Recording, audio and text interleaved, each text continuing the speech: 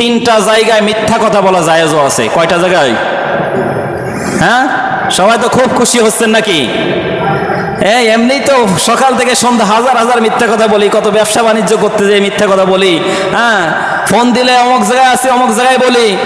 আমরা তো মিথ্যা কথার ঝুড়ি, স্ত্রীর কাছে যে শুধু মিথ্যা কথা শুধু বলতেই থাকি, এই না তাই, তাই না ওই, হ্যাঁ না রে হ্যাঁ, হ্যাঁ রে না, এভাবে করতেই থাকি। আর তিনটা মিথ্যা কথা যে জায়গায় জায়েজ আছে, এটা শুনে তো আরো খুশি হচ্ছি নাকি? তিনটা জায়গায় মিথ্যা কথা বলা জায়েজ আছে, কিন্তু ওই তিনটা জায়গায় আমরা মিথ্যা কথা বলি না। আমার ভাইরা বন্ধুগণ, হাদিসে এসেছে তিনটা জায়গায় মিথ্যা কথা বলা জায়েজ আছে। এক নম্বর হচ্ছে মুসলমানদের মধ্যে এক ভাই আরেক ভাইয়ের মধ্যে যদি বিবাদ বাঁধে, ওই বিবাদ মিটানোর জন্য মিথ্যা কথা বলা জায়েজ আছে। সুবহানাল্লাহ পড়েন। কিন্তু এই জায়গায় আমরা মিথ্যা কথা বলি না। কিভাবে বিবাদ আরো বাঁধিয়ে দেওয়া যায়, কিভাবে আরো জটলা পাকানো যায়, সেই প্রচেষ্টার প্রয়াস আমরা চালাই, ঠিক না বেঠিক? এই জন্য প্রত্যেকটা বিষয়ে খেয়াল রাখতে হবে। ভাই, এখানে আসছি আধা ঘন্টা 15 মিনিট কথা শোনার জন্য।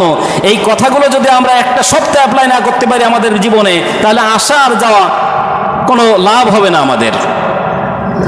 আমাদের এক ভাই, মনে করেন দুই ভাইয়ের সাথে দ্বন্দ্ব ফেসাদ বেঁধেছে। আপনি যাই এক ভাইরে বললেন যে ভাই অমুকের সাথে কথা বলছিলাম, আপনার ওই যে বন্ধু ছিল তার সাথে কথা বলছে, আপনার নামে কি সুন্দর সুন্দর কথা বললো, কি ভালো ভালো আপনার নামে কথা বললো, অথচ মিথ্যা কথা। তারে বললেন কি, যাতে ওই বিবাদটা মিটানো যায়। আবার বিপক্ষে যে ছিল তার কাছে বললেন যে ভাই অমুকের সাথে চা খাচ্ছিলাম, তখন সে আপনার নামে কত সুন্দর সুন্দর কথা বললো, আপনার মতো বন্ধু হারায় সে লস করছে। এরকম যদি বলে তারপরে পরবর্তী দিন যদি এদের দুইজনে দেখা হয়, তাহলে তারা সালাম অন্তত দেওয়ার জন্য চেষ্টা করবে। আর আস্তে আস্তে করে কি হবে, এদের বিবাদটা মিটে যাবে। আর 2 নম্বরে মিথ্যা কথা বলা যায় জিহাদের ময়দানে শত্রুপক্ষকে প্রতিপক্ষকে ঘায়েল করার জন্যে, তাদেরকে ধ্বংস করার জন্য মিথ্যা কথা বলা যায়। আর 3 নম্বর মিথ্যা কথা, এটা মাইকে বললে সমস্যা আছে। মাইকে যদি আমি বলে দিই, তাহলে বাড়ি যেয়ে আপনি এটা অ্যাপ্লাই করতে পারবেন না। তাহলে হুজুরি কথা শুনে শুনে এসে এখানে অ্যাপ্লাই করতেছো, ও ধান্দা আমি বুঝি। বলবো, বন্ধ করে বলবো না বলে দিই, যেহেতু তারা শুনতেছে শুনুক।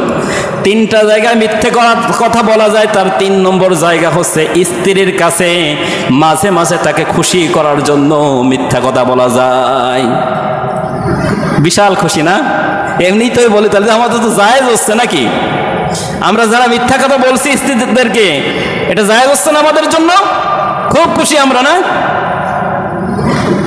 আপনি একটা শাড়ি দাম দর করে আপনি 700 টাকা দিয়ে কিনে এনেছেন, এনে যদি বলেন যে 700 টাকা দিয়ে কিনে এনেছি, হ্যাঁ 700 টাকা দিয়ে শাড়ি কিনে এনেছো, আর ফেলাও, তোমার শাড়ি আমার কিনে দেওয়া লাগবে না, এরকম কথা বলে কি বলে না? অথচ ওই শাড়ি যদি আপনি বলেন যে 2000 4000 5000 দিয়ে কিনে আনছি, বিশাল খুশি। কি তুমি আমার জন্য এত করার দরকার ছিল কি? তুমি আমার এত ভালোবাসো, তোমার আপনারা একবার না দেখবেন 5-6 বার আপনাকে আই লাভ ইউ বলবে। কথা বলেন ঠিক না বেঠিক? অথচ আপনি যদি এখান থেকে 5000 জায়গায় আপনি যদি 50,000 লিমিট ক্রস করে বলেন, তখন আপনার কিন্তু ছাটা মারবে। এই জন্য সাবধান, এই 3টা জায়গায় অন্তত মিথ্যে কথা বলা যায়। আমি যেটা বলছিলাম, ইয়া আইয়ুহাল্লাযীনা আমানুত্তাকুল্লাহ ওয়া কুনু মা'আস সাদিকিন, ওহে যারা ঈমান এনেছো তারা আল্লাহ তাআলাকে ভয় করো এবং সত্যবাদীদের সঙ্গী হও। আল্লাহ পাক রব্বুল আলামিন এই আয়াতের উপরে আমাদের সকলকে বাস্তবে আমল করে জীবনকে তাকওয়াবান, আল্লাহ ভীতি খোদা ভীতি অর্জন করার তৌফিক আল্লাহ তাআলা দান করুন। আমিন। বারাকাল্লাহু লানা ওয়া লাকুম ফিল কোরআন।